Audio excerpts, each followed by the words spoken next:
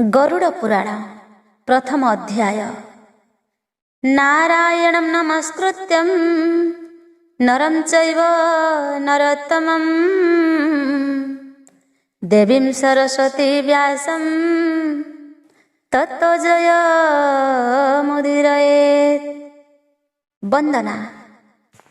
जय जय जगन्नाथ पतित पावन, जय जय जगन्नाथ लक्ष्मी प्राणधन, जय जय जगन्नाथ दीन जन बंधु, जय जय जगन्नाथ हे करुणा सिंधु, जय जय जगन्नाथ नीलाद्रि बिहारी, जय जय जगन्नाथ दुखी दुख हारी, जय जय जगन्नाथ अनंत मूर्ति, जय जय जगन्नाथ वैकुंठपति, कमला हृदय पद्म दीनकर हरि, अज्ञात तिमिर विनाशना दैतारी, पतित पावन जय शरण रक्षक, ब्रह्मांड खंड मंडले तुम्भे जे पालक, जगत जन जीवन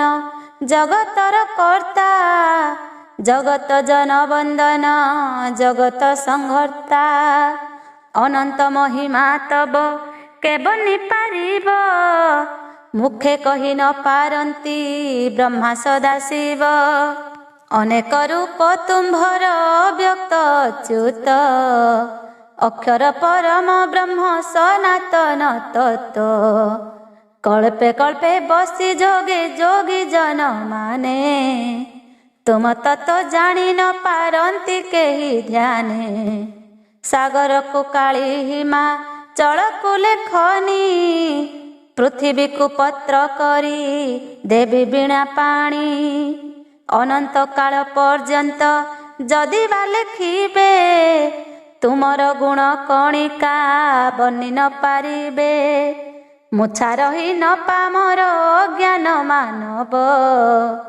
किबा बनी पारिब से महिमा देव, केवल एतिकी मात्र जानिछि हे हरि, तुम्भे सचराचर रे अछि एका परी, जहा देखे से समस्त तुम्भर ही रूप, जहा शुणे से समस्त तुम्भ जस कूप, जेउ सुगंध करई मोहितिया घ्राण, से समस्त गंध सीना तुम्भर अभियान, सुमिष्ट पदार्थ जहा करे आस्वादन, से रस तुम्भर आहे पतित पावन, स्पर्श करे जहा मोहि चर्म इंद्रिय रे, तुम्भर स्वरूप ताहा जाने मु अंतरे, तुम्भ भिन्न वस्तु केभे नाही न होइब, एई कथा गोटी प्रभु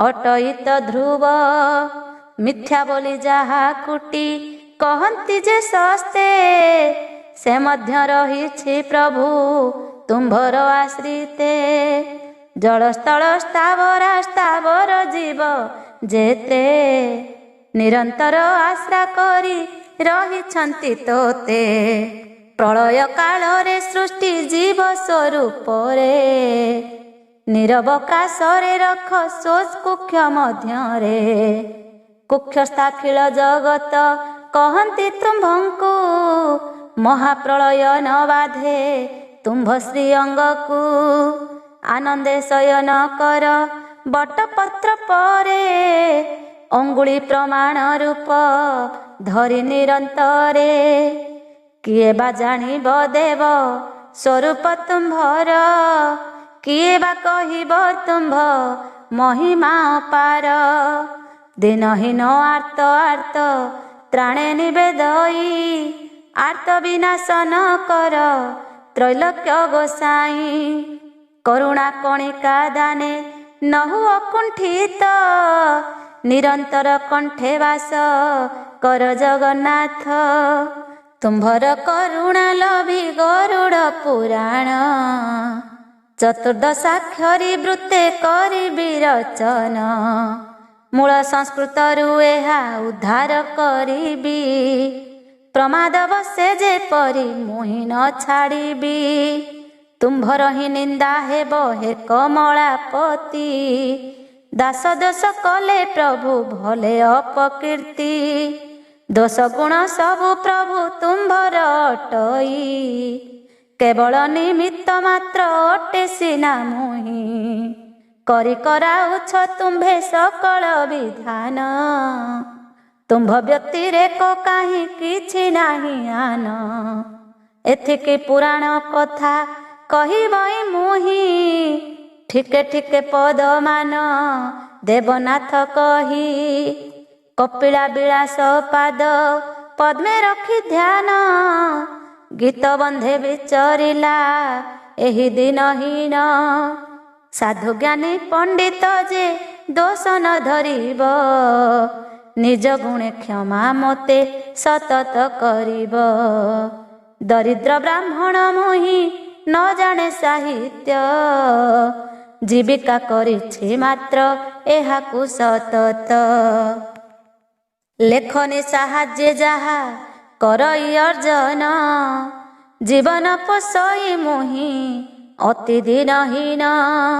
ସାଧୁ ଅସାଧୁ ସକଳେ କରଇ ବିନତି। ଦୋଷ ନ ଧରିବ ମୋର ଘେନିବ ପ୍ରଣତି। ଗ୍ରନ୍ଥାରମ୍ଭ ଓ ସୃଷ୍ଟି ପ୍ରସଙ୍ଗ। କଳି ଆଗମନ ଦେଖି ଦିନେ ଋଷିମାନେ।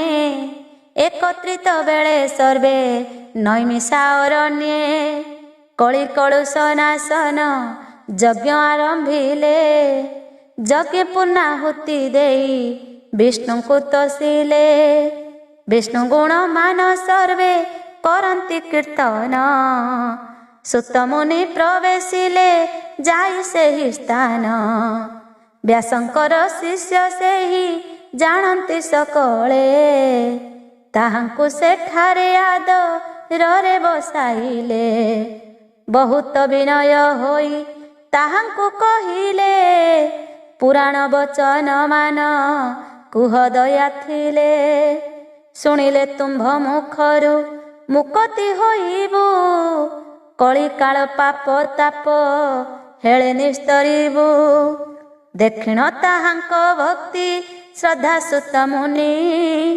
ଆନନ୍ଦ ଚିତ୍ତରେ କରି ଗୁରୁଙ୍କ ଦଇନି। ଗୁରୁ ପାଦ ପଦ୍ମ ବନ୍ଦୀ ଭକତି ଚିତ୍ତରେ। ମଧୁର ବଚନେ ସେ କହିଲେ ଧୀରେ ଧୀରେ। ବ୍ୟାସଦେବ କୃତ ଯେଉଁ ଗରୁଡ଼ ପୁରାଣ। ତାହା କହୁଅଛି ଏବେ ସାବଧାନେ ଶୁଣ।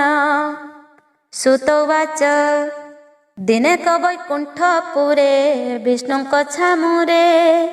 ଉଭା ହୋଇ କର ପତ୍ର ଯୋଡ଼ି ବିନୟରେ। ଗରୁଡ଼ ପୁଛଇ ଧୀରେ ମଧୁର ବଚନେ।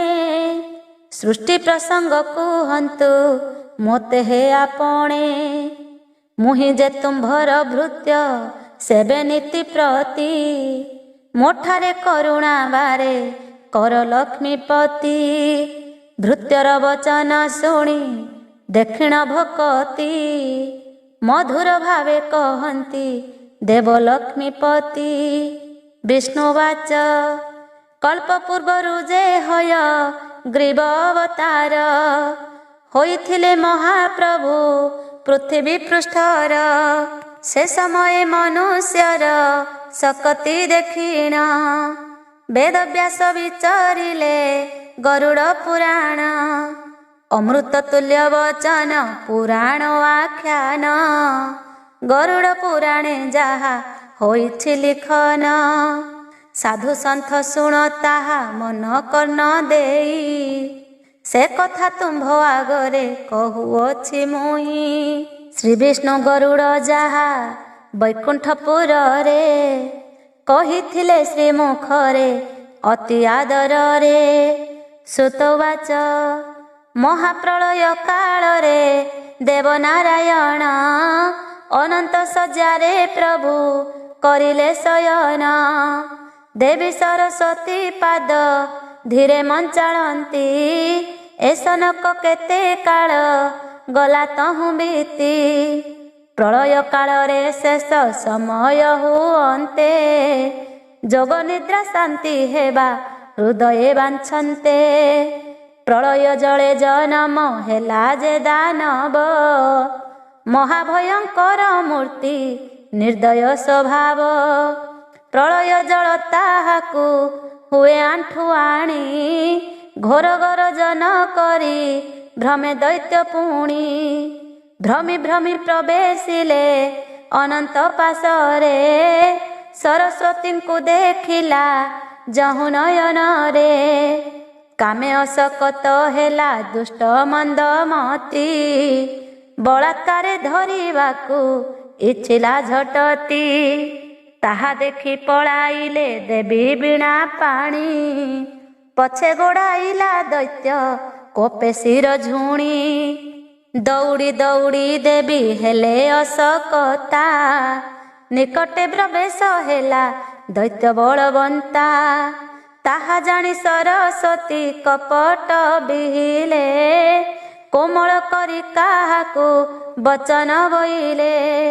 ଶୁଣ ହେ ଦୈତ୍ୟ ମୁକୁଟ ମଣି ମୋ ବଚନ, ଦେଖ ମୋର ସ୍ୱାମୀ କରି ଅଛନ୍ତି ଶୟନ।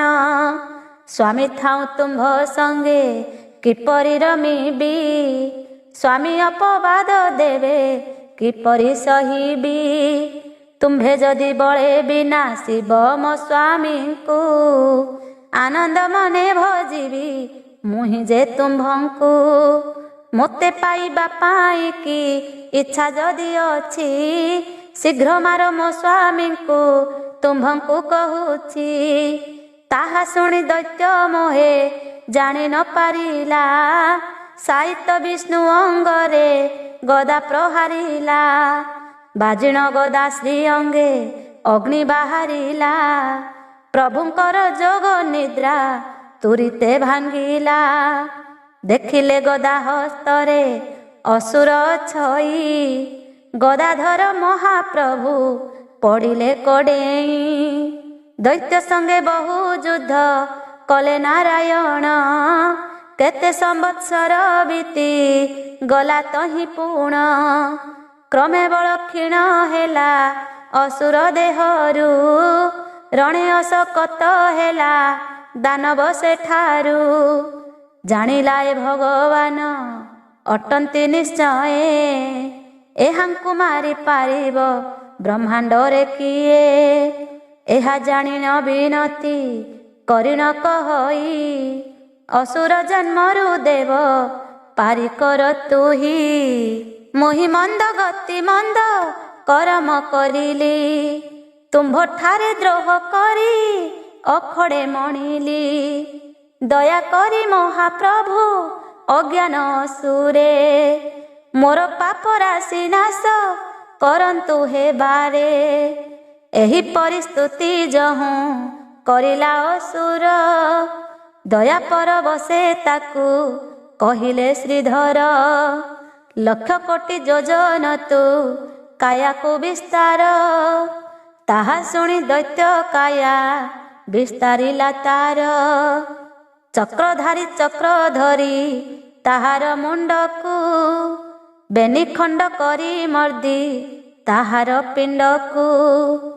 ମେଦ ଆକାରେ ମର୍ଦିଲେ ଅସ୍ଥି ସହିତରେ, ନିଜ ଦୈବୀ ଶକ୍ତି ବଳେ ସ୍ତ୍ରୀ ରୂପ କଲେ। ସେହି ମେଦକୁ ସ୍ଥାପିଲେ ପ୍ରଳୟ ଜଳରେ, ଅଙ୍ଗୁଳମ ଉପାଡ଼ିଣ ପୋତିଲେ କତିରେ। ସ୍ଥିର ହୋଇ ଜଳର ମଧ୍ୟରେ ସେ ରହିଲା, ତେଣୁ କରି ମେଦା ମେଦ ମେଦିନୀ ହୋଇଲା।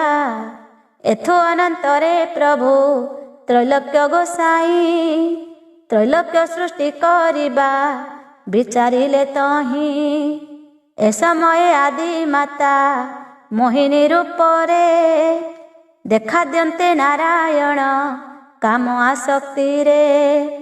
ବ୍ରହ୍ମବିନ୍ଦୁ ପରିତ୍ୟାଗ କରିଲେ ଝଟତି, ସେ ବିନ୍ଦୁ ଧାରଣେ ଆସକତାଦି ଶକ୍ତି। ଧରି ନ ପାରିଣ ଦେବୀ ପ୍ରଳୟ ଜଳରେ, ବ୍ରହ୍ମବିନ୍ଦୁ ପକାଇଣ ଦେଲେ କସତରେ। ସେହି ବିନ୍ଦୁରେ ଜନମ ହୋଇଲା ଓଙ୍କାର, ଓଙ୍କାରରୁ ବୀଜତ୍ରୟ ଜନ୍ମିଲେ ସତର। ହ୍ଲିଂ କ୍ଲିଂ ଶ୍ଲିଂ ନାମେ ଯେଉଁ ଜୀବତ୍ରୟ, ବ୍ରହ୍ମା ବିଷ୍ଣୁ ଶିବ ସିନା ସେହି ଶିବତ୍ରୟ। ପ୍ରଥମରେ ବ୍ରହ୍ମାଙ୍କୁ ସେ ନେତ୍ରରେ ଦେଖିଲେ, ସୃଷ୍ଟି ସର୍ଜନା ନିମନ୍ତେ ତାଙ୍କୁ ଆଜ୍ଞା ଦେଲେ। ପ୍ରଳୟ ପୂର୍ବରୁ ଯେହ୍ନେ ଥିଲା ଏହି ସୃଷ୍ଟି, ସେହି ପରିସରଜନା କର ପରମେଷ୍ଠି। ପୃଥିବୀ ସହିତ ସର୍ବ ଜୀବ ଜନ୍ତୁ କର, ବୃକ୍ଷଲତା ପର୍ବତାଦି ବେଗେ ସୃଷ୍ଟି କର। ଆଜ୍ଞା ମାତ୍ରେ ବ୍ରହ୍ମା ସବୁ ସରଜନା କଲେ, ସ୍ୱର୍ଗ ମର୍ତ୍ତ୍ୟ ସହିତରେ ପୁରମାନ କଲେ। ପଶୁ ପକ୍ଷୀ କୀଟ ସରୀସୃପ ନରାସୁର, ଦେବତା ଦାନବ ପୁଣି ସ୍ଥାବରା ସ୍ଥାବର। ପୂର୍ବେ ଥିଲା ଯେଉଁ ପରି ସବୁ ସୃଷ୍ଟି କଲେ, ସୃଷ୍ଟି ପ୍ରାଣୀ ପୁରମାନ ଦେଖି ଖୁସି ହେଲେ। ତାହା ଦେଖି ଶୂନ୍ୟବାସୀ ବିଷ୍ଣୁଙ୍କୁ ଚାହିଁଲେ, ଏହିମାନଙ୍କୁ ପାଳନା କର ଆଜ୍ଞା ଦେଲେ। ତାହାଙ୍କ ଆଜ୍ଞା ପାଇଣ ବିଷ୍ଣୁ ତ୍ରିଭୁବନ, ପ୍ରାଣୀମାନଙ୍କୁ ଆନନ୍ଦେ କରିଲେ ପାଳନ। ଶିବଙ୍କୁ ଚାହିଁ ପରମ ବ୍ରହ୍ମ ଯେ ବୋଇଲେ, ଯୋଗ କରି ବସ ତୁମ୍ଭେ ସଦା ଆମ୍ଭ ବୋଲେ। ପାପ ଭାରା ଅଧିକ ହୋଇଲେ ତୁମ୍ଭେ ପୁଣି, ଏମାନଙ୍କୁ ସଂହାର କରିବ କଥା ମାନି। ଯେତେ ପ୍ରାଣୀ ସୃଷ୍ଟି ହେଲା ବ୍ରହ୍ମାଣ୍ଡ ମଧ୍ୟରେ, ଆତ୍ମା ରୂପେ ବିଷ୍ଣୁ ଅଛନ୍ତି ସକଳ ମଧ୍ୟରେ। ବିଷ୍ଣୁଙ୍କର ଅଂଶ ତେଣୁ ସମସ୍ତେ ଅଟନ୍ତି, ଜ୍ଞାନୀମାନେ ଆଜ୍ଞା ନେତ୍ରେ ତାହାଙ୍କୁ ଦେଖନ୍ତି। କାମ କ୍ରୋଧ ଲୋଭ ମୋହ ମଦ ଯେ ମତ୍ସର, ଏମାନଙ୍କୁ ଭିଆଇଲେ ଦେବ ଶ୍ରୀଧର। ପ୍ରାଣୀମାନଙ୍କ ଦେହରେ ରଖିଲେ ତାହାଙ୍କୁ, ନିରନ୍ତରେ ମୋହିବେ ସେ ପ୍ରାଣୀଙ୍କ ମନକୁ। ପ୍ରକୃତି ବଶ ହୋଇଣ ଭ୍ରମି ନାନା କର୍ମେ, ମାୟା ମୋହ ହୋଇ ନ ବିଚାରି ଧର୍ମାଧର୍ମେ। ତେଣୁ ପାପ ତାପରେ ପତିତ ହୋଇ ପ୍ରାଣୀ, ସଂହାର ହୁଅନ୍ତି ଶିବଙ୍କର କରେ ପୁଣି।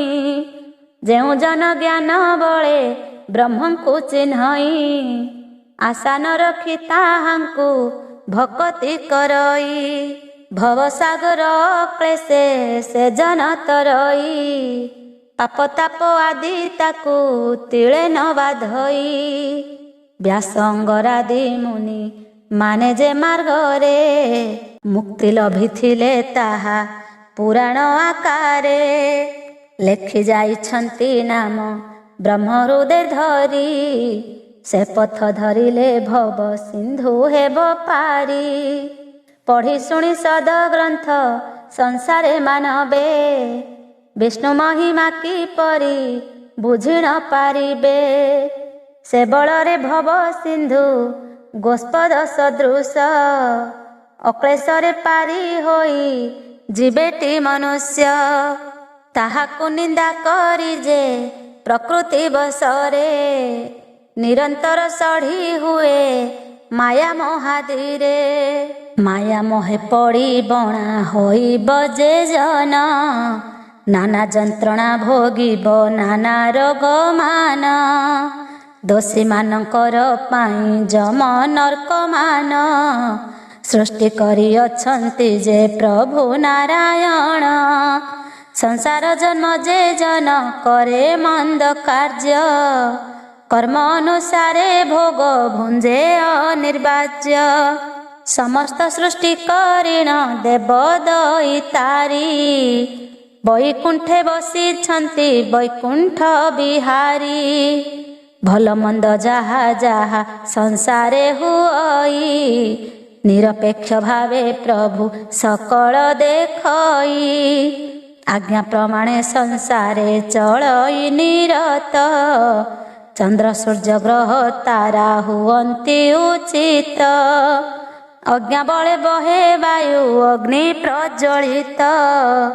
ହୋଇ ଦହନ କରଇ ସକଳ ପଦାର୍ଥ। ତାହାଙ୍କ ଆଦେଶେ ଇନ୍ଦ୍ର ଜଳ ବରସଇ। ଆଜ୍ଞା ପ୍ରମାଣରେ ପୃଥ୍ୱୀ ସୁସ୍ଥରେ ଅଛଇ। ଖରା ବର୍ଷା ଶୀତ ପୁଣି ବସନ୍ତ ଯେ ଋତୁ। ଆଜ୍ଞା ପ୍ରମାଣରେ ହୁଏ ସର୍ବ ସୁଖ ହେତୁ। ଶୁଣିଲ ତ ମୁନି ମାନେ ସୃଷ୍ଟିର ରଚନା। ଗରୁଡ଼ ପୁରାଣେ ଯାହା ହୋଇଛି ବର୍ଣ୍ଣନା। ଗରୁଡ଼ଙ୍କୁ କହିଛନ୍ତି ଦେବ ହୃଷିକେଶ। ଏ ସନକ ବାଣୀ ଆହେ ମୁନି ଜନ ଈଶ। ଯାହା ଶୁଣିଥିଲି ତୁମ୍ଭ ଆଗରେ କହିଲି। ମୋର ଦୋଷ ନ ଧରିବା ପାଇଁ ନିବେଦିଲି। ସେ ପୁରାଣ ବାଣୀ ଗୀତେ କରିଲି ରତନ। ଦୋଷ ମନ ଧର ଧୀର ଜ୍ଞାନ ଶ୍ରେଷ୍ଠ ଜନ। ଦିନହୀନ ଆର୍ତ୍ର ତ୍ରାଣ ଦାସ ଅଟେ ପୁଣି। ଗୁରୁ ଅନୁବ୍ରତେ ଗୀତ ବିଚରିଲି ଆଣି। ଇତି ଶ୍ରୀ ଗରୁଡ଼ ପୁରାଣେ ନୈମିଷାୟ ପାଖ୍ୟାନେ ଗରୁଡ଼ ବିଷ୍ଣୁ ସମ୍ବାଦେ ଗ୍ରନ୍ଥାରମ୍ଭ ସୃଷ୍ଟି ପ୍ରସଙ୍ଗ କଥୋପକଥନେ ନାମ ପ୍ରଥମ ଅଧ୍ୟାୟ। ଦ୍ୱିତୀୟ ଅଧ୍ୟାୟ ଯମଯାତନା ବା ପାପ କର୍ମର ଫଳ ଓ ପିଣ୍ଡଦାନ। ଋଷୟ ଉଚୁ ସୃଷ୍ଟିର ପ୍ରସଙ୍ଗ ବାଣୀ ଶୁଣି ମୁନି ମାନେ। ପୁନରପି ପୁଚ୍ଛା କଲେ ବିନୟ ବଚନେ। आहे सुत महामना तुम्भे सर्वज्ञाता। भूत भविष्यत बाणी कथने सकता। तुम्भे जे कहिल पाप कर्म दंड पाई। जमराजा नरक मान सर्जी गले बिहि। पाप कर्म फल मान बुझाई कहिब। जमजातना किपरि बुझाई न देव। पिंडदान कले किबा फल हुए पुण। ए समस्त कहिब जे संक्षेप करिण। तुम्भर मुखरु शुणी आम्भे निस्तरिबु। कଳି कलुष पंकरु उद्धरिण जीवु। एते कहि मुनि माने मौने रहिले। श्री गुरु चरण ध्यायी सुत जे कहिले। श्री सुत उवाच शुण आहे मुनि माने पचारिल जाहा। ठीके ठीके तुम्भଙ୍କୁ ମୁଁ କହୁଅଛି ତାହା। ଯମପୁର ଗୋଟି ଅଟେ ଅତ୍ୟନ୍ତ ଦୁର୍ଗମ। ଅତ୍ୟନ୍ତ ଭୀଷଣ ଅଟେ ସିନା ସେହି ସ୍ଥାନ। ତା ମଧ୍ୟରୁ ସାର ସାର କଥା ମାନ ବାଛି। ତୁମ୍ଭମାନଙ୍କ ଛାମୁରେ ମୁଁ ହିଁ କହୁଅଛି। ଧର୍ମବନ୍ତ ଜନଙ୍କର ତହିଁ ନାହିଁ ଭୟ। ନେତ୍ରେ ନ ଦେଖନ୍ତି ସେହି ପଥକୁ ନିଶ୍ଚୟ। ପାପୀମାନେ ନିରନ୍ତର ଯାତନା ଭୋଗନ୍ତି। ନର୍କ କୁଣ୍ଡେ ପଡ଼ି କରି ବିକଳ ହୁଅନ୍ତି। ଅତି ଭୀତ ପ୍ରଦ ମତ ହିଁ ଯାତନା ଅଟଇ। ଶୁଣିଲେ ହୃଦୟ ବିକମ୍ପିତ ଯେ ହୁଅଇ। ପୂର୍ବେ ବୈକୁଣ୍ଠ ପୁରେ ଦେବ ନାରାୟଣ। ଗରୁଡ଼କୁ କହିଥିଲେ ପରୁଆଖ୍ୟାନ। ସିଂହାସନେ ଉପବିଷ୍ଣୁ ଥିଲେ ଦେବ ଦିନେ। ଗରୁଡ଼ ମିଳିଲା ଯାଇ ପ୍ରଭୁ ସନ୍ନିଧାନେ। ସାଷ୍ଟାଙ୍ଗେ ପ୍ରଣାମ କରି ଯୋଡ଼ିବେ ନିକର। ଯମଯାତନା ପ୍ରସଙ୍ଗେ ପୁଛେ ପକ୍ଷୀବର। ଅତ୍ୟନ୍ତ ବିନୟ ହୋଇ କହଇ ବଚନ। ତୁମ୍ଭ ଶ୍ରୀମୁଖ ଶୁଣିଲେ ନିସ୍ତରିବି ପୁଣ। ତୁମ୍ଭେ ତ ଜଗତ ପତି ପତିତ ପାବନ। କିଟୁ ବ୍ରହ୍ମ ପରିଜନ୍ତେ ପୁରିଛନ୍ତି ପୁଣ। ତୁମ ପାଦ ପଦ୍ମେ ଭକ୍ତି କଲେ ଯେଉଁମାନେ। ବୈକୁଣ୍ଠ ପୁରେ ଭୋଗ ଭୁଞ୍ଜିଲେ ସେମାନେ। ସେମାନଙ୍କ କଥା ବହୁ ଶୁଣିଅଛି ମୁହିଁ। ପାପୀମାନଙ୍କର କଥା କୁହ ଭାବଗ୍ରାହୀ। ଯମ ମାର୍ଗ ଦୁଃଖ ପ୍ରଦ ଅତ୍ୟନ୍ତ ଭୀଷଣ। ଶୁଣିଅଛି ବୃଦ୍ଧ ମାନଙ୍କର କଥା ଶୁଣ। ଦୟା ବହି ସେହି କଥା ବୁଝାଇ କହିବ। ହୃଦୟ ମଧ୍ୟରୁ ମୋର ସଂଶୟ ଦହିବ। ଆପଣଙ୍କ କଥା ମୃତ ଯେନ କରେ ପାନ। ଯମ ଯାତନା ଭୋଗଇ ସେହି ପାପୀ ଜନ। କୁକର୍ମ ମାନ କରନ୍ତି ଚିତ୍ତେ ନ ବିଚାରି। ନରକ ମାନଙ୍କେ ପଡ଼ି ହୁଅନ୍ତି ସେ ଘାରି। ସେମାନଙ୍କ ଗତି ତୁମ୍ଭେ ବୁଝାଇ କହିବ। ସେ ପାପ ପ୍ରଭାକୁ ତ୍ରାହି ଲଭେ କେହ୍ନେ ଯିବ। ଦୟାକରି ଦାସ ଜନେ କହନ୍ତୁ ଭୋ ଦେବ। ଦୁରିତ ବିନାଶ ମୋର ଶୁଣନ୍ତେ ହୋଇବ। ତୁମ୍ଭେ ଏକା ସାମରଥା କହିବାକୁ ନାଥ। ତୁମ୍ଭ ବିନୁ କିଏ ଆଉ ହେବ ସାମରଥ। ତୁମ୍ଭେ ବିନୁ ନାରାୟଣ ସନ୍ତୋଷ ହୋଇଲେ। ଆପଣା ଭକତେ ବହୁ ପ୍ରଶଂସା ସେ କଲେ। ଧୀରେ ଧୀରେ କହିଲେ ଯେ କମଳାର ବର। ଶୁଣ ହୋ ଗରୁଡ଼ ପୂର୍ବ ସେ ସମାଚାର। ଶ୍ରୀ ଭଗବାନ ବାଚ ଅତି ଦୁର୍ଗମ ଅଟଇ ବାବୁ ଯମପୁର। ସୂର୍ଯ୍ୟଙ୍କ କିରଣ ନଦୀ ସଇତା ମଧ୍ୟର। ଚନ୍ଦ୍ରଙ୍କର ରଶ୍ମି ନାହିଁ ସେହି ପୁର ମଧ୍ୟ। ମହା ଅନ୍ଧକାର କେବର୍ଣ୍ଣିବକାର ସାଧ୍ୟ। ସେ ପୁର ପଥରେ ସିଂହ ବ୍ୟାଘ୍ର ସର୍ପମାନେ। ପୁରୀ ରହିଛନ୍ତି ହିଂସ୍ର ଜନ୍ତୁ ସ୍ଥାନେ ସ୍ଥାନେ। ପଡ଼ିଲେ ତାଙ୍କ କବଳେ ନଉବୁରେ ପ୍ରାଣୀ। ମୃତ୍ୟୁ ପଥରେ ପଥିକ ହୁଏ ତତ୍କ୍ଷଣି। ବିଷଧର ବୃଶ୍ଚିକ ଯେ ନାନା କୀଟ ମାନେ। ଦଂଶନ କରି ପୀଡ଼ନ୍ତି ପୁଣି ସେହି ସ୍ଥାନେ। ପୂଜନାଳ ମଳ ମୂତ୍ର ସ୍ଥାନେ ସ୍ଥାନେ ପୁରୀ। ଦୁର୍ଗନ୍ଧ ହୁଅଇ କ୍ଷଣେ ରହି ଯେନ ପାରି। କଣ୍ଟକମୟ ଅଟଇ ଅବା ଯେଉଁ ସ୍ଥାନ। ଦୂତମାନେ ଭ୍ରମନ୍ତି ଯେ ଧରି ଅସ୍ତ୍ରମାନ। ପାପ କରି ଯେଉଁମାନେ ମରଣ ଲଭନ୍ତି। ସେହିମାନେ ହିଁ ପଥ ଗମନ କରନ୍ତି। ପ୍ରାଣୀ ହିଂସା କରନ୍ତି ଯେ ହୋଇ ମତ ଗର୍ବ। ଉତ୍ତମ ଶାସ୍ତ୍ର ନିନ୍ଦନ୍ତି ବହି ମୂଢ଼ ଭାବ। ମିଥ୍ୟା କପଟରେ ସଦା ସର୍ବଦା ରହନ୍ତି। ଦୟା ଧର୍ମ ହୃଦୟରୁ ବର୍ଜନ କରନ୍ତି। ସାଧୁଜନଙ୍କୁ ଦେଖିଲେ ଉପହାସ କରି। ନାନା ଦୁର୍ବଳ ବଚନ ମୁଖରେ ଉଚ୍ଚାରି। ଟେକା ପଥର ଫିଙ୍ଗନ୍ତି ବୟସ ଗର୍ବରେ। ଗୁରୁଜନ ନ ମାନନ୍ତି ମୂଢ଼ ସ୍ୱଭାବରେ। ଅସୁର ସ୍ୱଭାବେ ନୀତି ମଦ ମାଂସ ଖାନ୍ତି। ପରଧନ ପର ସ୍ତ୍ରୀ ନିରତେ ହରନ୍ତି। ତର୍କ କରି ସତ୍ୟ ମିଥ୍ୟା କହନ୍ତି ସର୍ବଦା। ଈଶ୍ୱର ବିଶ୍ୱାସ ବୃଥା ବୋଲି କରି ନିନ୍ଦା। ଭବନିତ ଜ୍ଞାନ ନ ରଖନ୍ତି କେତେବେଳେ। ମୁହିଁ ବଡ଼ ବୋଲି କହୁଥାନ୍ତି ସଦା କାଳେ। ମୋଠାରୁ ପଣ୍ଡିତ କେହି ଜଗତରେ ନାହିଁ। ଜ୍ଞାନୀ ମାନି ଦାନୀ ଦାତା ସବୁ ଅଟେ ମୁହିଁ। ବଳାତ୍କାରେ ପର ଧନ ପର ବୃତ୍ତି ମାନ। ନିରନ୍ତରେ କରୁଥାନ୍ତି ସେମାନେ ହରଣ। ନିଜର ମଣିବର ଯିବେ ସ୍ୟାଠାରେ ରତ। ପର କାମିନୀ କାମନା କରେ ଯାର ଚିତ୍ତ। ଗୋଚର ଭୂମିକୁ ଚାଷ କରଇ ଯେ ମୂଢ଼। ଅତିଥି ଦେଖିଲେ ଦିଏ ଯେହୁ ଜନ ମାଡ଼। ଅଜ୍ଞାନପଣରେ କାମ ଭୋଗେ ଯେହୁ ମାତି। ଭଲ ମନ୍ଦ ବିଚାର ନ କରେ ମୂଢ଼ମତି। ସେହିମାନେ ହିଁ ନର୍କପୁରକୁ ଆସନ୍ତି। ଅଶୁଚି ନରକେ ପଡ଼ି ସଢ଼ିଣ ମରନ୍ତି।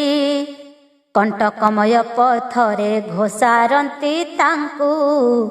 ତପ୍ତ ଚୈଳ କଟାକ୍ଷରେ ନିକ୍ଷେପନ୍ତି ତାଙ୍କୁ। ଯମଦୂତେ ନାନା ମାଡ଼ ତାହାଙ୍କୁ ମାରନ୍ତି।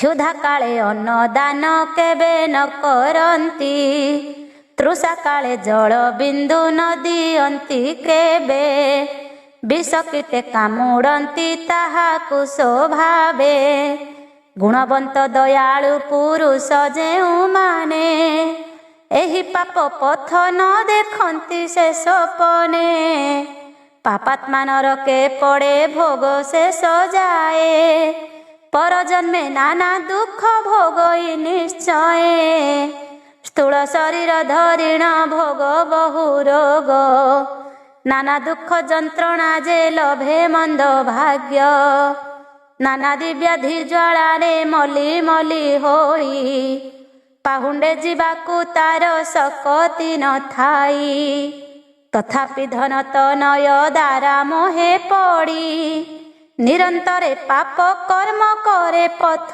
ହୁଡ଼ି, ତିଳେ ହେଲେ ନିଜ ଦୋଷ କଥା ନ ଭାବଇ, ମନେ ମନେ ସୁଖ ସୌଧ ନୀତି ଗଢ଼ୁଥାଇ, ଏହିପରି ବହୁ କଷ୍ଟେ ଜୀବନ ଲଭିଣ, ଯଥା କାଳେ ଲଭଇ ସେ ଆପଣା ମରଣ, ସୂକ୍ଷ୍ମ ଦେହ ସ୍ଥୂଳ ଦେହ ଛାଡ଼ି ନ ଚଳଇ, ନରକପୁର ମଧ୍ୟରେ ପ୍ରବେଶ ହୁଅଇ, ଯମଦୂତେ ନଗୁଢ଼ରେ ତାହାକୁ ବାନ୍ଧନ୍ତି, ନାନା ଦଣ୍ଡ କର୍ମ ଅନୁସାରେ ତାକୁ ଦିଅନ୍ତି, ବହୁ ତର୍ଜନ କରନ୍ତି ତହିଁ ଯମଦୂତେ, ଚର୍ମ ପାଶେ ବାନ୍ଧି ମାଡ଼ ମାରନ୍ତି ନିରତେ, ତାତିଲା ଲୋହ ଖଣ୍ଡର ଉପରେ ଶୁଆନ୍ତି, ତୀକ୍ଷ୍ଣ ଧାର କରତରେ ତାହାକୁ କାଟନ୍ତି, ମଲି ମଲି ବୋଲି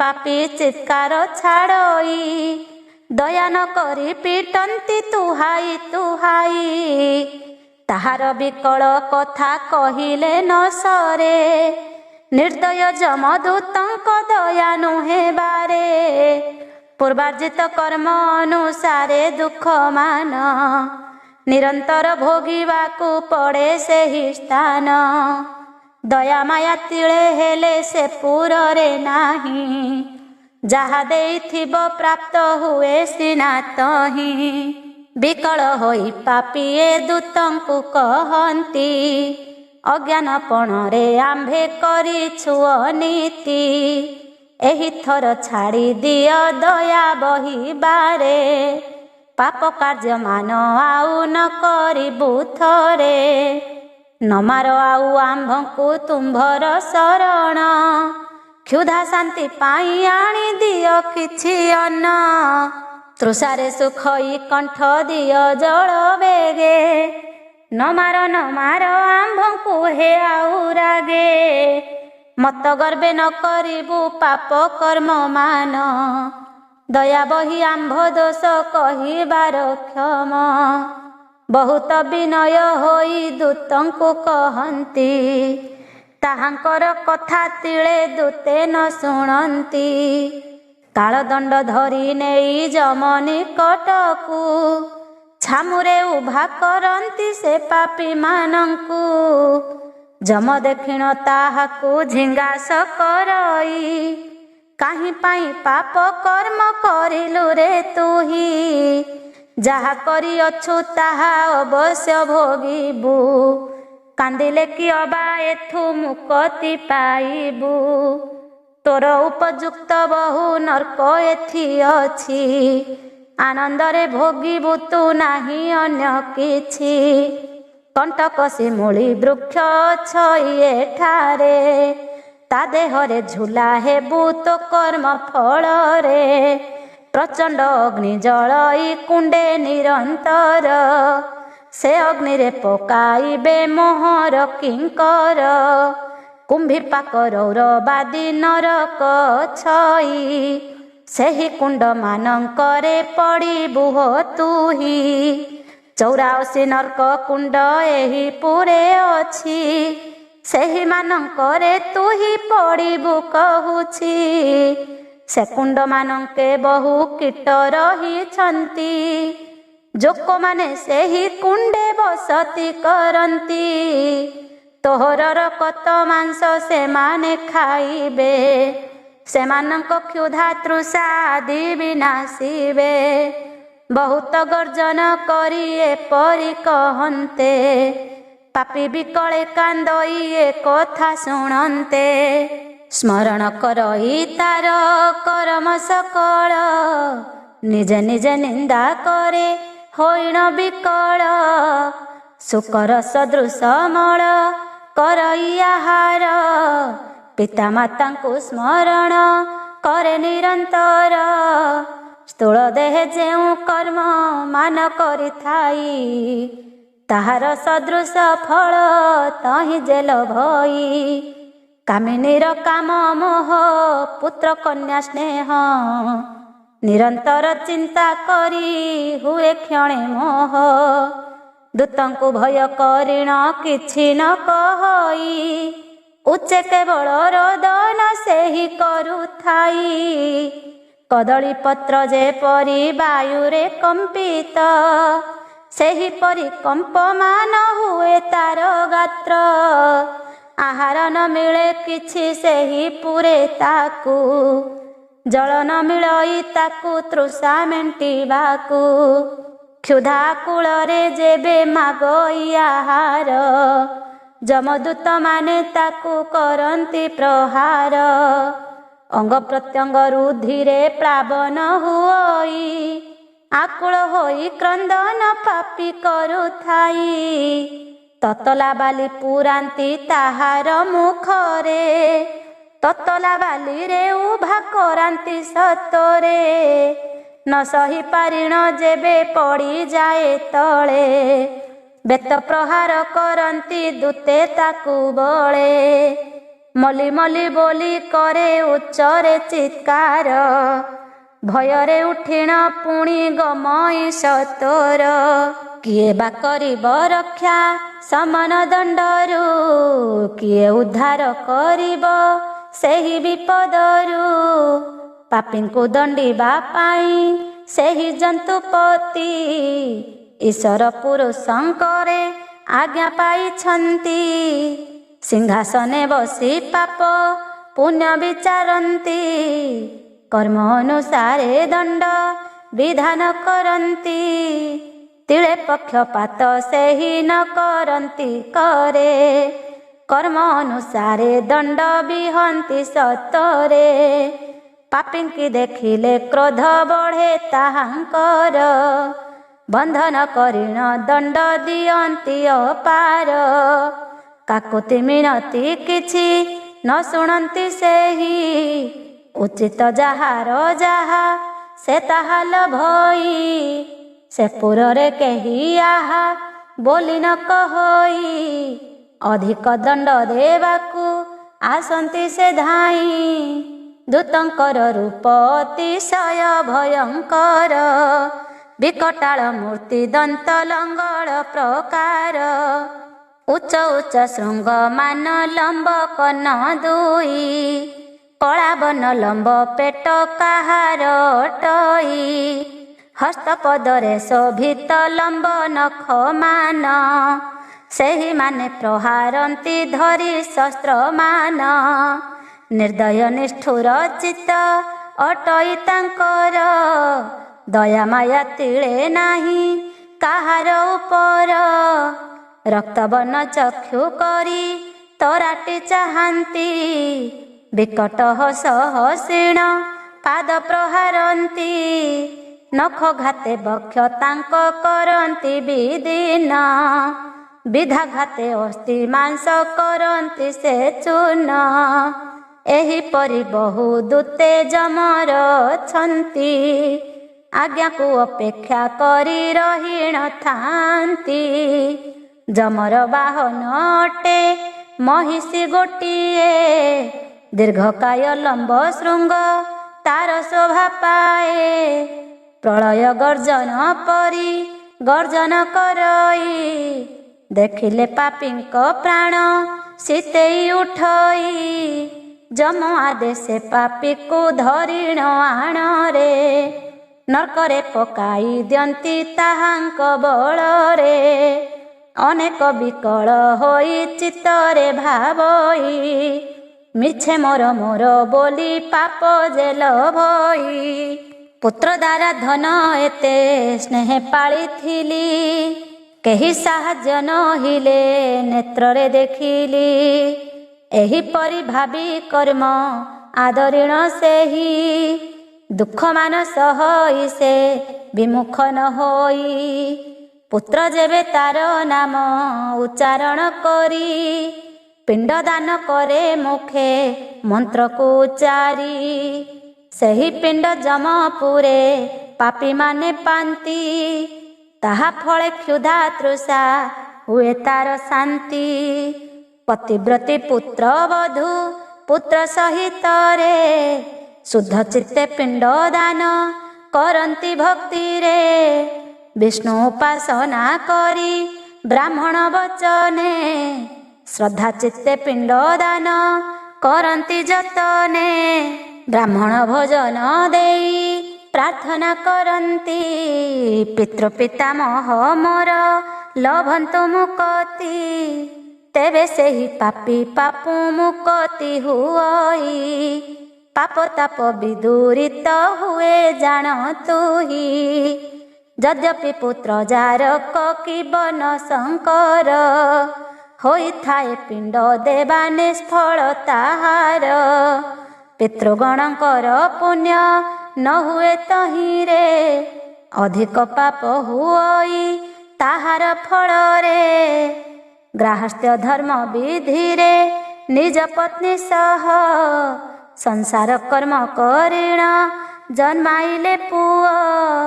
ତାର ଧର୍ମ ଫଳେ ପିତୃଲୋକ ପାଇଥାନ୍ତି, ସେ ପୁଣ୍ୟ ବଳରେ ପାପ ମୁକତି ହୁଅନ୍ତି।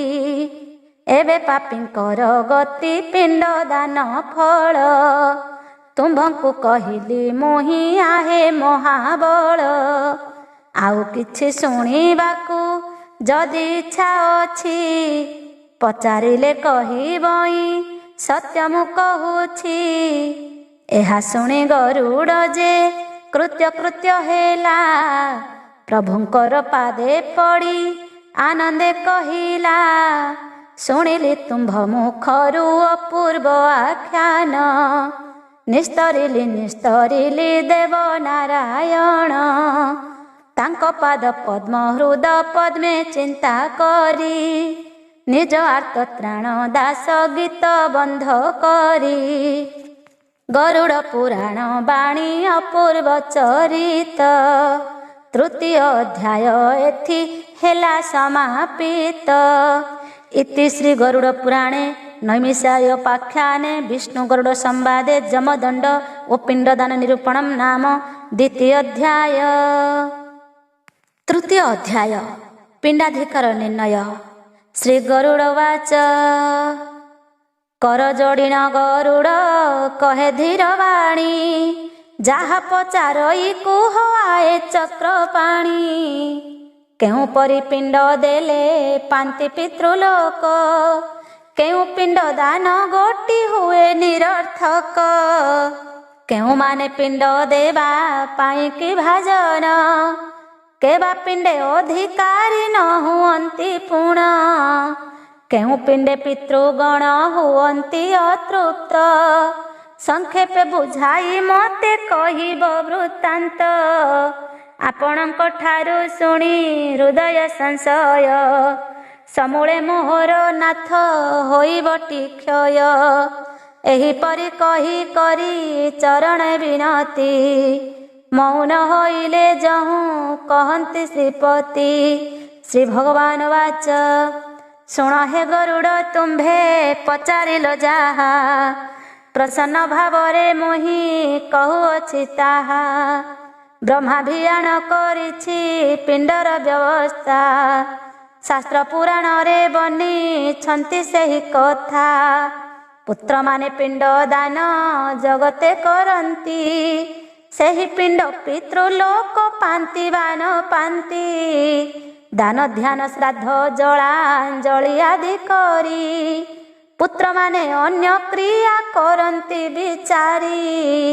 ବେଦ ମନ୍ତ୍ର ଉଚ୍ଚାରଣ କରନ୍ତି ବ୍ରାହ୍ମଣ, मंत्र बळे पितृ लोके करन्ति ग्रहण किंतु तार पाप ताप ए दत्त पदार्थ गर्भे पड़िबा मात्रके हुए भस्मीभूत एणु सेहि पिंडादिरे संतोष न हुए जेते बेले पापे ताहा भस्मीभूत हुए जेते पदार्थ रे तार प्रायश्चित कले कदापि पापरु मुक्त न हुए से तिले जमदंड भोग बिना ताहार पातक क्षय न हुए कदापि कणिका मात्रक किंतु जेउ जन जन्मी मानव देहरे माया मोह जेहु उपेक्षयिटी विदुरे विष्णुपाद पद्मे मति रही थाए नीति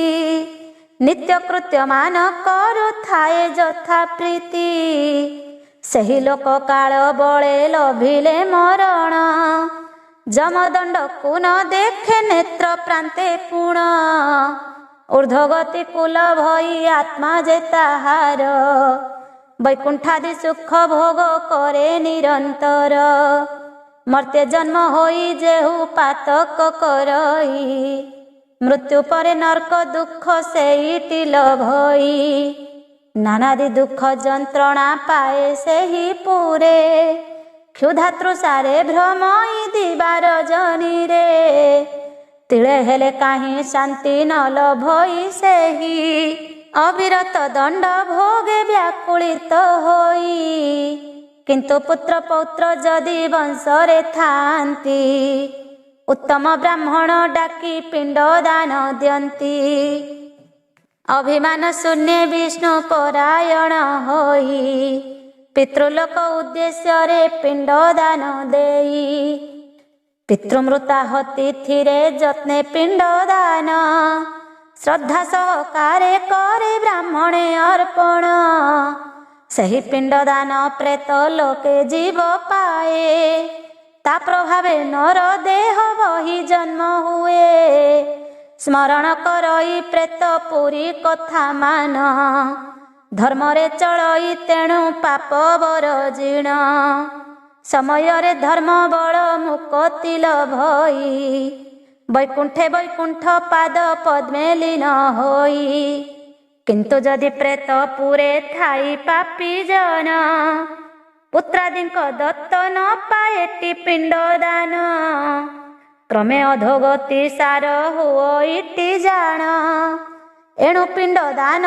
विधि ब्रह्मांक भियाण जहार वंश मध्यरे श्रद्धा दिन हुए कल्पे पर्यंत नरके सेही पड़ी थाए हिंस्र जंतु पुण्य वन गहन मध्यरे क्षुधा तृषारे भ्रमण करे निरंतरे पाप कर्म मान क्षय न हुए ताहार कोटि कल्प जाए भोग करे सेही नर सेही हेतु नर देह पाई मर्त्यपुरे धर्म पत्नी सहवर्ती संसार व्यवहारे धर्मे मति रखी विष्णु भक्त चित्त होई संतान जन्माई बजे वंश रक्षा पाई अन्यता कामुक पणे पत्नी अंग संग निरंतर करिलेटी जमदंड भोग सेही पुत्र हरि भक्ति परायण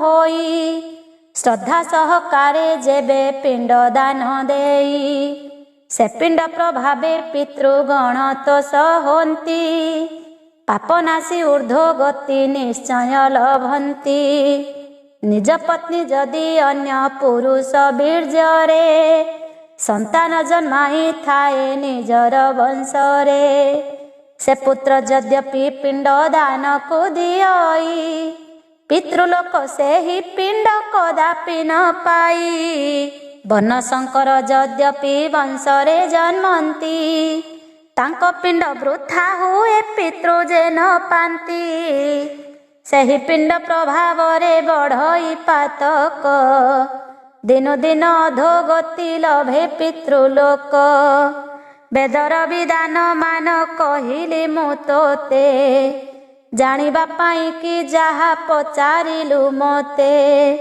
तेणु करी साधु जने धर्मे देई मती संतान जन्माई वंश क्षुण्ण रखती पिंडदान पाई दंडु मुक्ति हुअंती ऊर्ध्वगति लाभ पुणी काले से करती शुणिए बचन मान हरिंक मुखरु गरुड़ संतोष हेले ताहांक कृपारु बारंबार नमस्कार करिले श्रीपदे स्तुति वाक्य उच्चारती प्रेम गद गदे श्रीनारायण चरण सरोजे मो आस गीत बंधे विचरिलार्त त्राण दास साधुजन माने मोर दोष न धरिब दोष थिले निज गुणे क्षमा जे करिब बालक वचने जेने गुरुजन माने दोष न धरि क्षमंती स्नेहा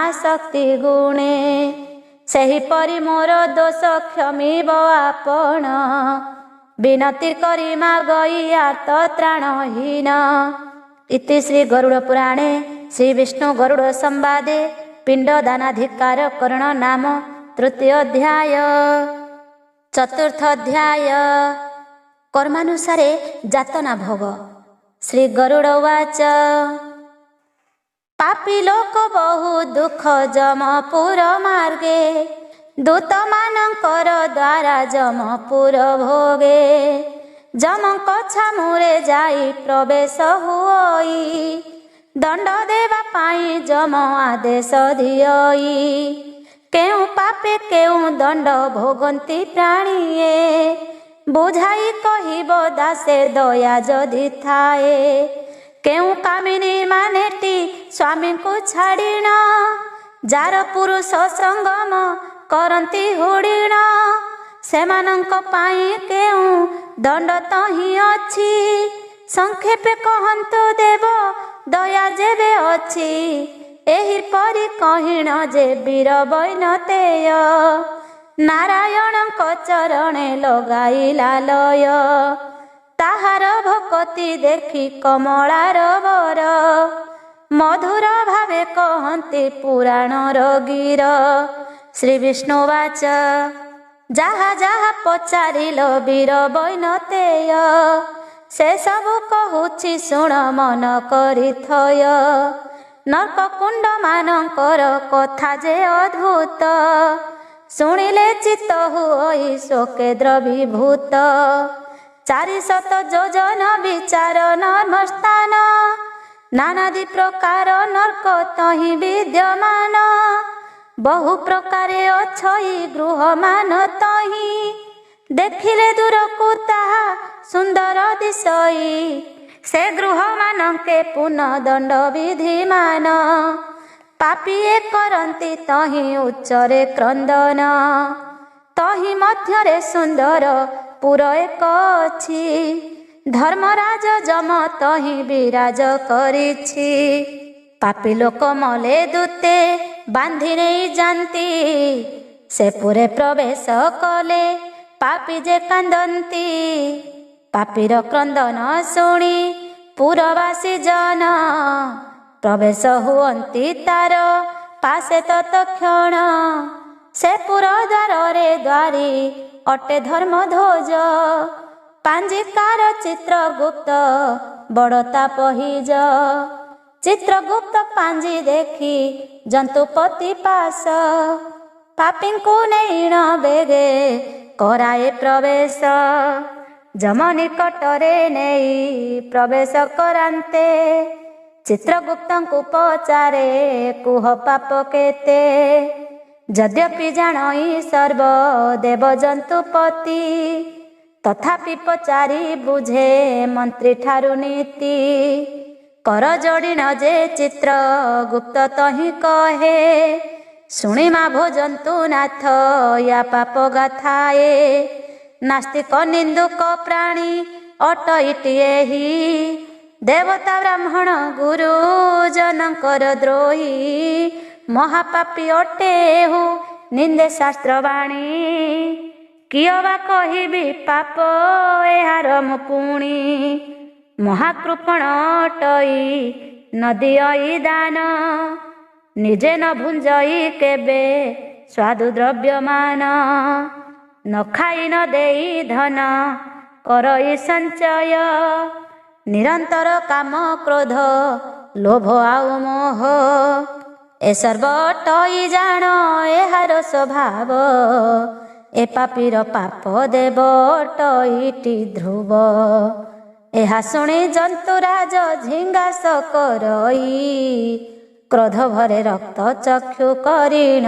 ଗର୍ଜଇ ନ ଜାଣୁ ପାମର ଅଛି ଯମପୁର ଏକ ପାପ କଲେ ଦଣ୍ଡ ଭୋଗ କରନ୍ତିଟି ଲୋକ ଧନୀମାନେ ରାଜା ପ୍ରଜା ସାହୁ ବା ଖାତକ ଏପୁରେ ସମାନ ସର୍ବେ ନ ଜାଣୁ କି ମୂର୍ଖ ଯାହା ଯାହା ଅର୍ଜି ଅଛୁ ଭୋଗିବୁ ତୁ ତାହା ଏଠାରେ ତିଳେ ହିଁ କେହି ନ ହୋଇବେ ସାହା ଏହିପରି ଗାଳି ଦେଇ ଦେବ ଜନ୍ତୁପତି ଦୂତମାନଙ୍କୁ ଚାହିଣ ବଚନ କହନ୍ତି ଚିତ୍ରଗୁପ୍ତ କହିଲେ କ ଏହା ପାପମାନ ଦଣ୍ଡର ଯୋଗ୍ୟ ଅଟଇ ଏହି ପାପୀ ଜନ ନେଇଯାଇ ନର୍କମାନ ଭୋଗ କରାଇବ ନାନାଦି ଦଣ୍ଡ ଏହାକୁ ନିର୍ଦ୍ଦୟରେ ଦେବ ଯମରାଜାଙ୍କର ଆଜ୍ଞା ପାଇ ଦୂତମାନେ ବନ୍ଧନ କରନ୍ତି ତାକୁ ଦୟାହୀନ ମନେ ଏକ ପାଶରେ ଦୁଇଟି ପାପୀଙ୍କୁ ବାନ୍ଧନ୍ତି ନରକ କୁଣ୍ଡରେ ଥିବା ଅଗ୍ନିରେ ପକାନ୍ତି ସେ କୁଣ୍ଡର ନିକଟରେ ଅଛି ଏକ ବୃକ୍ଷ ଜ୍ୱଳନ୍ତ ଅଗ୍ନି ସଦୃଶ ଦିଶଇ ପ୍ରତ୍ୟକ୍ଷ ଏକ ଯୋଜନ ତା ଉଚ୍ଚ ଅଟଇ ନିକର 5 ଯୋଜନ ଅଟଇ ତାହାର ବିସ୍ତାର ସେହି ବୃକ୍ଷରେ ପାପୀଙ୍କୁ କରି ଅଧମୁଖ ବନ୍ଧନ କରନ୍ତି ନେଇ କରିଣ ବିମୁଖ ଭୟ ଦେଖାଇ ପ୍ରହାର କରନ୍ତି ନିର୍ଦୟେ ନାନାଦି ଭତ୍ସନା ବାକ୍ୟ କରନ୍ତି ନିର୍ଭୟେ ବିକଳ ହୋଇଲେ ଟିକେ ଦୟା ନ କରନ୍ତି ବୃକ୍ଷ ତଳେ ଅଗ୍ନି ଏକ ଜାଳି ନ ଦିଅନ୍ତି ଅଧମୁଖ ହୋଇଥାଏ ପାପୀ ଯେ ବନ୍ଧନ ପ୍ରଖରତା ପରେ ତଳେ ଜଳେ ହୁତାସନ ଅଗ୍ନିର ତାପରେ ବହୁ କଷ୍ଟ ସେ ପାଆନ୍ତି ରକ୍ଷା କର ବୋଲି ରାବ ଦିଅନ୍ତି କ୍ଷୁଧାରେ ଜଳଇ ପେଟ ତାର ନିରନ୍ତର ତୃଷାରେ ସୁଖଇ କଣ୍ଠ ତାକୁ ଯେ ତାହାର ସେଥିରେ ଦୂତ କରନ୍ତି ନିର୍ଦୟ ପ୍ରହାର ଦେହ ଫାଟି ଶ୍ରୋଷିତ ଯେ ହୁଅଇ ବାହାର ବିନୟ କରିଣ ବହୁ କହନ୍ତେ ସେ ବାଣୀ ଲୁହା ଶାବଳେ ପିଟନ୍ତି ଦୂରେ ପୁଣି ପୁଣି ସେ ପ୍ରହାର ଖାଇ ଯହୁଁ ଅଜ୍ଞାନ ହୁଅଇ ଦୂତ ନିବୃତ୍ତ ହୋଇଣ ଉପଦେଶ ଦେଇ ଆରେ ଆରେ ପାପୀ ତୁହି କୁଳ ଧର୍ମ ଛାଡ଼ି ନିରନ୍ତର ମନ୍ଦ ବୁଦ୍ଧି ଆଚରିଲୁ ହୁଡ଼ି କୃପଣ ସ୍ୱଭାବେ ଭିକ୍ଷା ନ ଦେଲୁ କାହାକୁ ଏଠାରେ ତୋତେ କିଏ ସେ ଦେବ ଖାଇବାକୁ ବ୍ରାହ୍ମଣ ବୈଷ୍ଣବ ଦୁଃଖୀ ରଙ୍କିକୁ କେବେ ତ ଖୁଦ ମୁଠାଏ ବି ଦେଇ ନାହୁଁ କଦାଚିତ ଜଳ ଟୋପାଏ ନ ଦେଲୁ ତୁଷାର୍ତ ଜନରେ ମାଗିଲେ କଉଡ଼ି ଦେବ ତାକୁ ଅନ୍ୟ ଦ୍ୱାରେ ଦିନେ ସୁଦ୍ଧା ଦେବା ଦେବି ପୂଜି ନାହୁଁ ତୁହି ମନ୍ତ୍ର ଜପନ କରିଲୁ ହୃଦୟ ଗର୍ବ କହି ଯାଗ ଯଜ୍ଞ ଆଦି ଯାହା ଶାସ୍ତ୍ରରେ ଅଛଇ ସେ ସମସ୍ତ ନ କରିଛୁ ମତ ଗର୍ବ ହୋଇ ବିଷ୍ଣୁ ନାମ ସଂକୀର୍ତ୍ତନ ତିଳେ ହେନ କଲୁ ନାମେ ଶ୍ରଦ୍ଧା ଯିବେ ଦୟା ଦୂରେ ଉପେକ୍ଷିଲୁ ଗୁରୁ ମୁଖୁ ମନ୍ତ୍ରାଭାସ ନ କଲୁ ପାମର ତୀର୍ଥଯାତ୍ରା ନ କରିଲୁ ଦିନେ କମାତର ଏତେବେଳେ କ୍ଷୁଧା ହେଲେ କିଏ ଦେବ ଅନ୍ନ, ତୃଷା ହେଲେ କିଏ ଅବା ଦେବ ଜଳ ଦାନ। ଦେଇଥିଲେ ପାଇଥାନ୍ତୁ ଏହି ପୁରେ ତୁହି, ଦେଇନାହୁଁ ଯେତେବେଳେ କିପରି ବା ପାଇ।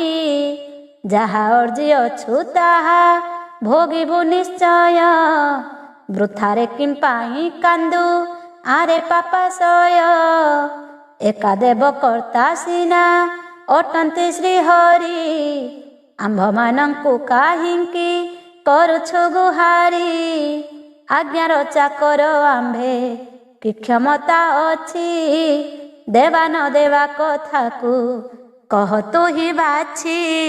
ବିଷ୍ଣୁ ମନ୍ତ୍ର ଜପ ଯଦି କରିଥାନ୍ତୁ ତୁହି, ନାମ ସଂକୀର୍ତ୍ତନ ଆଦି ସୂଚିମନ୍ତ ହୋଇ। ଭକ୍ତି ଯଦି କରିଥାନ୍ତୁ ହରିପାଦ ଗତେ, କାହିଁକି ଆସନ୍ତୁ ତୁହି ଆମ୍ଭର ଅଗ୍ରତେ। ନାନା ଭୋଗ ପାଉଥାନ୍ତୁ ବୈକୁଣ୍ଠପୁରରେ, ହାତ ଯୋଡ଼ି ଯମରାଜା ଥାନ୍ତେ ସମ୍ମୁଖରେ। ଏହିପରି ତାହାକୁ ଯେ ଯହୁଁ ବୁଝାବନ୍ତି, ପାପୀ ଆଶ୍ୱାସନା ଟିକେ ତତ୍କ୍ଷଣେ ପାନ୍ତି। ମାତ୍ର ପରକ୍ଷଣେ ପୁଣି ନିଷ୍ଠୁର ଯାତନା, ଦିଅନ୍ତି ତୁମ୍ଭର ଦୂତେ କରନ୍ତି ତାଡ଼ନା। କାହାକୁ ଅନଳ କୁଣ୍ଡେ ପକାଇ ମାରନ୍ତି, ତପ୍ତ ଲୌହ ଦଣ୍ଡେ ତାକୁ ନିର୍ଦୟେ ପିଟନ୍ତି। କାହାକୁ ଚିରନ୍ତି ତଥା କରତ ସହାୟ, ସେହିପରି ଚିରି ଦିଅନ୍ତି କାହାକୁ ନିର୍ଦୟେ। କୁରାଢ଼ିରେ ଖଣ୍ଡ ଖଣ୍ଡ କରିଣ କାହାକୁ, କାଟନ୍ତି ଶରୀର କାର କାଟନ୍ତି ବାବୁକୁ। କାଣ୍ଡ ବିନ୍ଧି ଫୁଟାଇଣ କାହାର ଶରୀର, ଆଖି ପୋଡ଼ିଲା ପରାଏ ପେଡ଼ନ୍ତି ସତର। ରୁଧିର ବାହାରେ ଦେହୁ ଆଖୁରସ ପରି, ଅସ୍ଥି ମାଂସ ମଜ୍ଜା ସବୁ ହୋଇଯାଏ ଚୁରି।